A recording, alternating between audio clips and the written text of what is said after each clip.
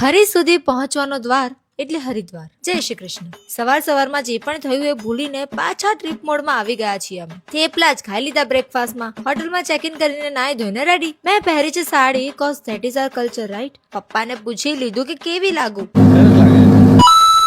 This is our driver uncle Rishipalji. કલશને બેસવું હતું વચ્ચે, પણ આ બંને બેસવા ના દીધી. બીજા બધા લોકોની જેમ અમે પણ ફોન કનેક્ટ કરીને ગીતો ચાલુ કરી દીધા. એટલી વારમાં તો આવી ગયું ચંદી દેવી માતાનું મંદિર. જેવા પહોંચ્યા ત્યાં તો અમને એમ કહી દેવામાં આવ્યું કે 1 કલાક સુધી કોઈને અંદર નહીં જવા દેવામાં આવે, કારણ કે રોપવેની લાઈનમાં બહુ લાંબી ભીડ છે. એટલે અમે તૂટી પડ્યા લીંબુ શરબત પર. પણ જુગાડથી રોપવેની ટિકિટ તો મળી ગઈ. પણ જેવા અંદર ગયા, ભાઈ સાબ, ટ્રાફિક કે મારું કામ. સાપોડિયા જેવડી લાંબી લાઈનો અને લગભગ 1 કલાકની લાઈન પછી રોપવેમાં બેસવાનો વારો આવે. ભાઈને ડર લાગે ને મમ્મીને પણ. એમાંય રોપવે તો પાછું હલતું ડોલતું જાય ને અવાજ કરતું જાય ને પાછું ખુલ્લું. જેને ડર લાગતો હોય એની તો વાત જ અલગ. આ બધું તો ઠીક, પણ પછી આવી એવી ઘડી કે જ્યાં એ ડર એની ચરમસીમાએ પહોંચવાનો હતો.